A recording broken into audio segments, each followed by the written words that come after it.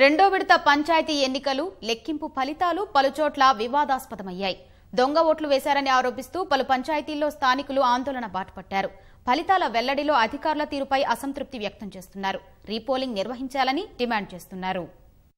సిరిసిల్ల జిల్లా ముస్తాబాద్లో రెండో విడత పంచాయతీ ఫలితాలు వివాదానికి దారితీశాయి. శుక్రవారం వెల్లడించిన ఫలితాల్లో మొదట స్వతంత్ర అభ్యర్థి రంజాన్ రాధా విజయం సాధించినట్లు అధికారులు ప్రకటించారు. కొంతసేపటికే తెరాస అభ్యర్థి సుమతి గెలుపొందినట్లు ప్రకటించడంతో స్వతంత్ర అభ్యర్థి రంజాన్ రాధా మద్దతుదారులు ఆందోళన చేపట్టారు. తెరాసకు వ్యతిరేకంగా నినాదాలు చేశారు. ముస్తాబాద్లో రీపోలింగ్ నిర్వహించాలని డిమాండ్ చేశారు.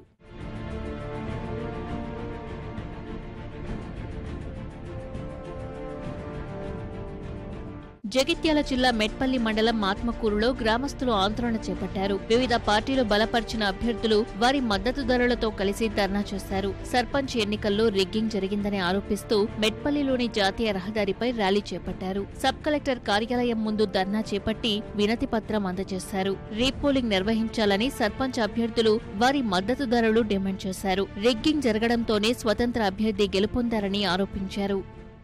నిన్న ఆత్మకూరులో జరిగిన ఎలక్షన్లో ఒక తవకలు జరిగినాయి. మేము ఓడిపోవడం జరిగింది. ఆత్మకూరులో మళ్ళీ ఎలక్షన్లు జరిపించాలి.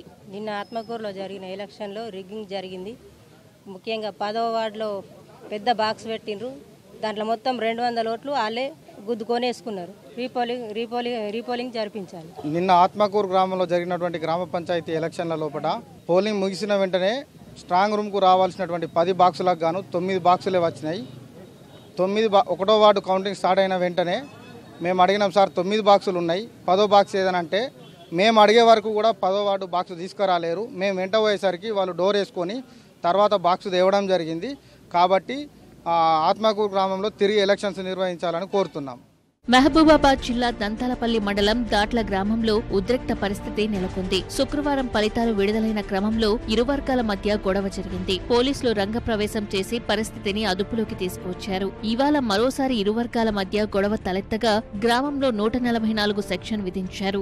ఎలాంటి అవాంఛనీయ సంఘటనలు జరగకుండా పటిష్ట బందోబస్తు ఏర్పాటు చేశారు. గ్రామాన్ని ఏఎస్పీ గిరిధర్ సందర్శించారు.